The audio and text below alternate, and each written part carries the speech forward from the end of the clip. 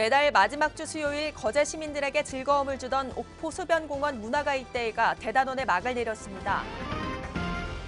스포츠 문화 소외 지역이었던 마산 하포구에 7년간의 기다림 끝에 스포츠센터가 들어섰습니다. 최근 잇따라 교사와 학생 사이 성관련 사건이 발생하면서 경남 교육당국이 비상에 걸렸습니다. 2018년 정부 예산안에 경남도 현안 사업비가 올해보다 3,531억 원 증가한 4조 5,980억 원이 반영됐습니다. 시청자 여러분 안녕하십니까? 하나뉴스입니다. 먼저 첫 소식부터 전해드립니다. 매달 마지막 주 수요일이면 다양한 문화예술 프로그램으로 거제 시민들에게 즐거움을 주던 옥포 수변공원 문화가이데이가 대단원에 막을 내렸습니다. 문화가이데이를 통해 문화 불모지였던 옥포 수변공원은 지역을 대표하는 문화예술 공간으로 자리매김했습니다. 표영민 기자입니다. 이토 히로부미를 사살하는 비장한 안중근 의사의 모습과 대한 독립을 열망하는 백성들의 모습을 재현한 플래시몹이 시선을 사로잡습니다. 일제강점기 의열단과 안중근 의사의 활동을 한국 전통 무술인 택견 동작으로 표현한 공연에 사람들의 박수가 쏟아집니다. 다양한 공연과 체험거리로 가득한 이곳은 거제문화재단이 매달 마지막 주 수요일마다 개최하는 옥포 소변공원 문화가이데이 현장입니다. 조선 경기 침체로 힘든 거제지만 작업복 차림으로 아이의 손을 잡고 나온 조선업 근로자들을 쉽게 찾아볼 수 있습니다. 끼리 이렇게 시간도 보내는 게 너무 좋은 것 같고요. 이렇게 요즘 경기도 안 좋고 그런데 이렇게 가족들끼리 나와서 기분 전환도 하고 이렇게 하는 게 너무 좋은 것 같아요. 지난 4월부터 지역 주민의 문화향유 기회 확대를 위해 문화체육관광부의 지원을 받아 시작된 문화가이데이. 하지만 8월 30일 제5회 거제 바다별빛 축제를 끝으로 올해 프로그램을 마무리했습니다.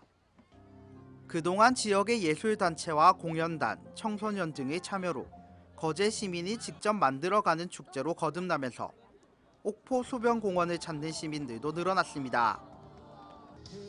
조성 초기 사람들이 찾지 않는 공간이었지만 축제가 해를 거듭할수록 시민을 위한 문화예술 공간으로 탈바꿈했습니다.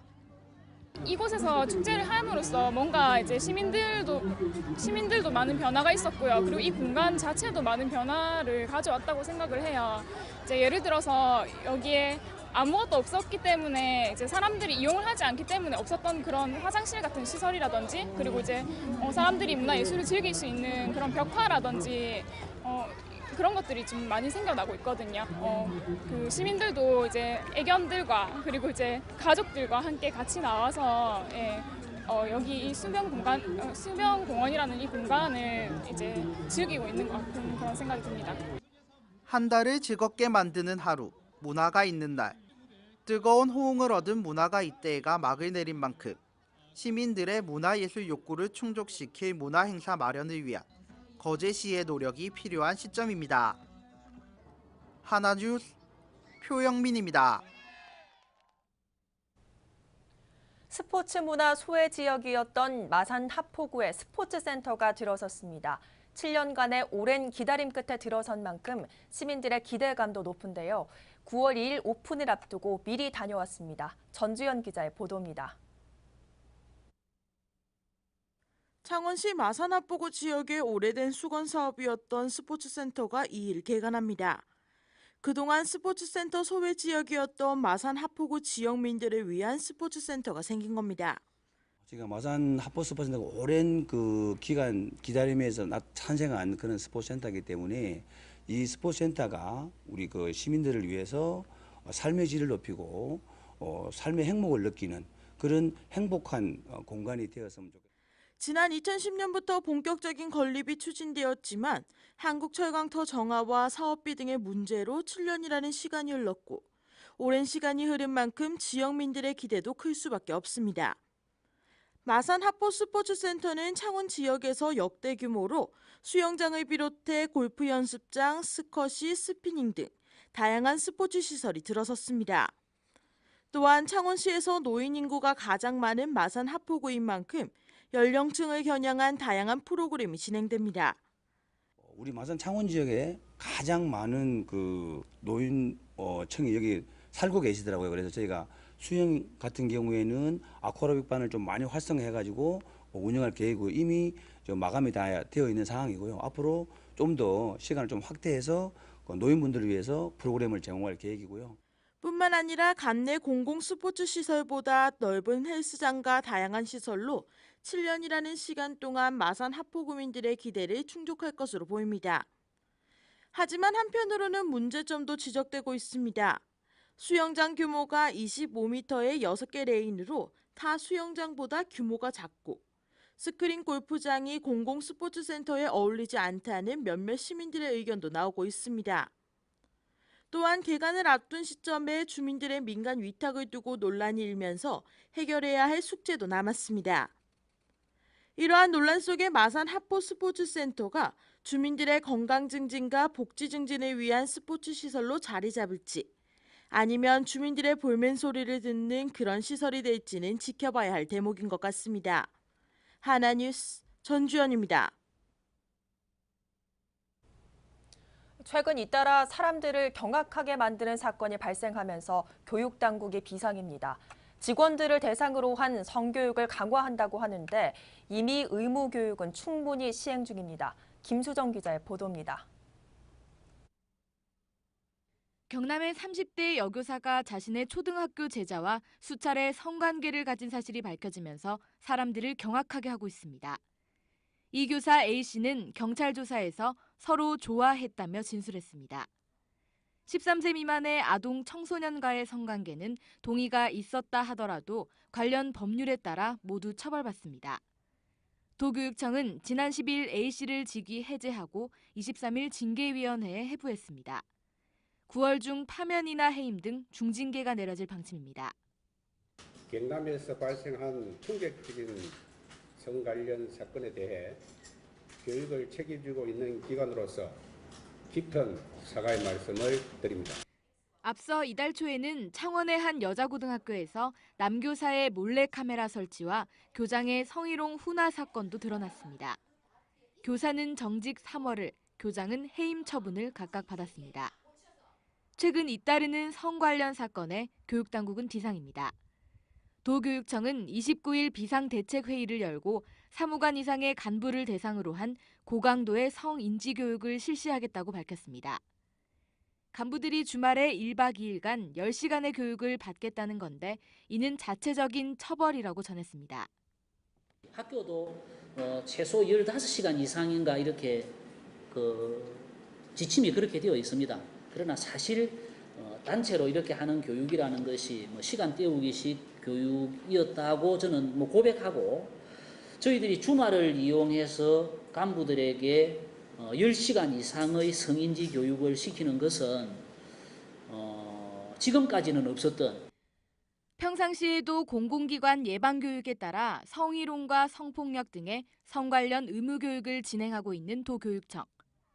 그럼에도 충격적인 사건이 연이어 발생한 가운데 과연 이번 고강도 성인지 교육은 재발 방지에 얼마나 효과를 가져다 줄지는 미지수입니다. 헬로티비 뉴스 김수정입니다. 2018년 정부 예산안에 경남도 현안 사업비가 올해보다 3,531억 원 증가한 4조 5,980억 원이 반영됐습니다. 이는 국고 보조 사업 3조 6,921억 원, 지특 회계 사업 9,059억 원을 합한 금액이며 주요 현안 사업으로는 마산 로봇랜드 조성 사업과 주거급여, 하수관거 정비, 재해위험지구 정비 사업 등에 사용될 방침이며 경남도는 내년도 정부 예산안이 최종 확정되는 12월 2일까지 수시로 국회를 방문해 예산 확보 활동에 총력을 기울일 계획입니다.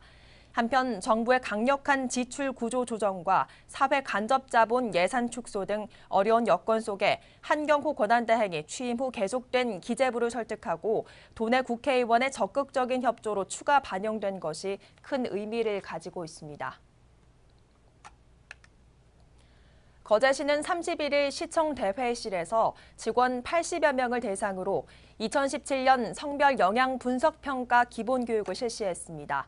성별 영향 분석 평가는 남녀 성차별 없이 평등하게 혜택이 주어지도록 공공정책을 수립 시행해 사회적, 경제적 격차 요인을 분석해 개선하는 제도로 시는 이번 교육을 통해 공직자들이 기본적으로 성인지 감수성을 이해하고 정책 수립에 성평등을 실현할 수 있도록 마련했습니다.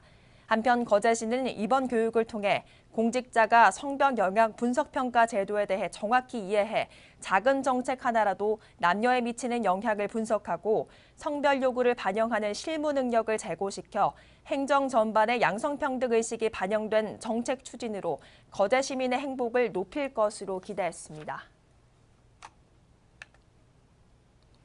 통계청이 발표한 2017년 상반기 시군별 주요 고용지표 집계 결과 경남 지역 고용률이 가장 낮은 곳은 창원시로 나타났습니다.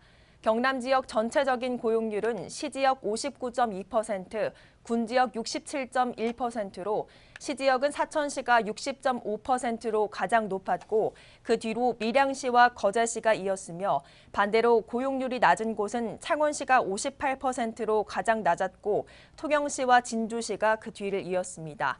또한 취업자 수는 창원시가 51만 7천여 명으로 가장 많았지만 실업률과 실업자 수도 창원이 가장 많은 것으로 나타났으며 현재 도내 고용률은 지난해 같은 기간과 비교했을 때 조금씩 개선되고 있는 것으로 나타났습니다. 거제시 고현동은 폐지를 모아 생활하는 관내 어르신들을 위해 안전한 리어카를 제공하는 사랑의 리어카 전달 행사를 개최했습니다. 이날 전달식에는 하나테크인 주식회사에서 제작한 안전 리어카뿐만 아니라 10만 원 상당의 생필품도 함께 전달했으며 안전 리어카는 어르신들께 맞게 경량화하고 안전 경광등과 밤길 사고 방지 형광 페인트 칠로 안전 확보에 중점을 뒀습니다. 한편 2014년 처음 시작된 사랑의 리어카 사업은 생계를 위해 폐지를 모으는 분들을 위해 경상남도 자원봉사센터에서 제안해 하나테크인의 지원을 받아 계속 추진되고 있으며 이러한 봉사를 통해 관내 자원봉사 문화 확산에도 크게 기여할 것으로 기대를 모으고 있습니다.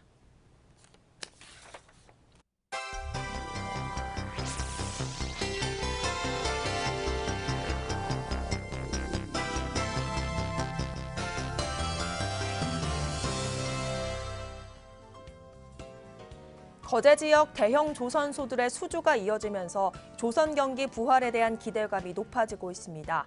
삼성중공업은 셔틀 탱커 2척 등 18척 54억 달러 수주 실적을 보이고 있으며 대우조선해양 역시 13척 13억 달러에 달하면서 내년 하반기에는 회복될 것으로 전망됩니다.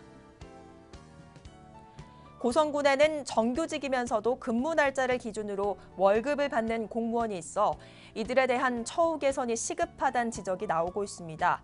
이들은 국도비보조 공무직 공무원으로 18명 중 16명이 하루 8시간 기준으로 시간당 최저임금 6,470원을 받고 있어 군의 차별적인 행태가 개선돼야 한다는 지적이 제기되고 있습니다. 창원시의 4차 산업혁명의 핵심 분야로 떠오르는 드론 산업으로 전문 인력 양성을 위한 드론 전문 교육기관을 육성합니다. 시는 앞으로 4차 산업혁명의 정부 정책에 발맞춰 창원시가 첨단 산업과 연계해 드론 산업을 선도하는 도시가 되도록 최선의 노력을 다할 방침입니다. 매년 10월 1일 진행해오던 통영시민의 날 기념행사가 올해는 추석 연휴와 겹치면서 결국 행사를 취소했습니다. 그러나 시민체육대회는 11월 3일 통영공설운동장과 보조경기장에서 정상 개최할 예정으로 통영 모범시민표창 등은 이날 진행될 예정입니다. 제5회 경남도지사배 전국요트대회가 통영시 중림반과 고성군 다강포 일원에서 개최됩니다. 1일을 시작으로 3일까지는 통영시 중림반에서 8일부터 10일까지는 고성군 다강포 일원에서 개최되며 이번 대회를 통해 내년 9월 이탈리아에서 개최되는 세계 제24 챔피언십에 출전할 국가대표 선수를 선발할 예정입니다. 고성군은 9월 1일부터 다음 달 13일까지 보건소 정신건강복지센터에서 부모교육 프로그램 자녀 마음의 톡톡톡을 운영합니다.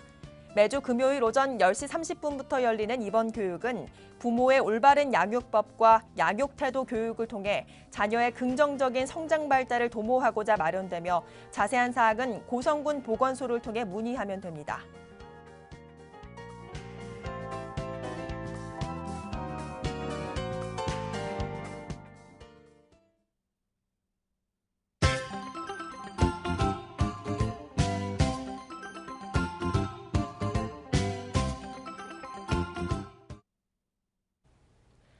우즈베키스탄 사마르칸트주에서 개최된 세계소리 경연대회에서 고성농교 회원 12명이 한국 대표로 출전해 고성농교의 위상을 전 세계에 떨쳤습니다. 이번 대회에서 고성농교팀은 제5과장 중 제1과장 모내기 소리 공연을 펼쳐 50여 개국 가운데 1위를 차지했습니다. 창원시 마산하포구 가포동 복지패밀리 봉사회는 31일 지역 내 저소득 홀로 어르신들께 보양식을 전달했습니다. 회원들은 직접 끓인 장어국을 집집마다 방문해 전달하고 안부를 확인하며 이웃사랑을 실천했습니다. 산림청이 주관하는 소각 산불 없는 녹색마을에 통영시 도산면 오산마을이 선정됐습니다. 오산마을은 마을 주민들이 반상회와 각종 행사를 통해 산불 예방 홍보 활동을 펼치는 등 녹색마을 만들기에 적극 참여한 것이 높은 평가를 받았습니다. 거제시 장평동 지역사회보장협의체는 오는 7일 오후 1시부터 장평동 주민센터에서 2017년 희망 나눔데이 가든 카페를 운영합니다. 소나무 풍경쉼터에서 열리는 카페에서는 커피와 생맥주 등을 판매해 사랑의 이웃돕기 사업비 마련에 쓰일 예정입니다. 고성군은 오는 3일까지 일산 킨텍스에서 열리는 2017 대한민국 행정 홍보대전에 참가해 지역경제 활성화 우수 시책을 홍보합니다. 군은 드론 사업, 스포츠 마케팅 사업 등 역점적으로 추진하고 있는 시책을 적극 홍보하고 관광 안내 책자도 함께 배부해 고성의 문화관광 자원을 널리 알릴 계획입니다. 창원시 도시재생지원센터는 31일 도시재생 선도지역의 건물주 등과 지역 공동체의 지속가능 발전을 위한 상생협약을 체결했습니다. 옛 마산 도심 지역인 창동과 오동동이 되살아남에 따라 발생할 수 있는 임대료 상승 현상을 방지하기 위한 대책의 일환으로 추진된 이번 협약을 통해 지역 활성화에 함께 노력할 방침입니다. 통영시 청소년 상담복지센터에서 운영 중인 스마트 교실을 통해 학교 밖 청소년 21명이 중고등학교 졸업학력 검정고시에 합격했습니다. 스마트 교실은 그동안 다양한 사유로 학업을 중단한 청소년들에게 학습 멘토링, 검정고시 원서 접수 대행 등을 지원해 못다한 학업의 꿈을 펼칠 수 있도록 지원해왔습니다. 거제 거룡 로타리클럽은 고현동 고려 3차 아파트 경로당에 텔레비전과 가스레인지를 설치해 식사와 오락이 있는 경로당을 조성했습니다. 거룡클럽은 이번 행복물품 지원을 통해 신규 등록 경로당에 부족한 가전제품을 지원하며 이웃사랑을 실천했습니다. 이상으로 뉴스를 마칩니다. 시청해주신 여러분 고맙습니다.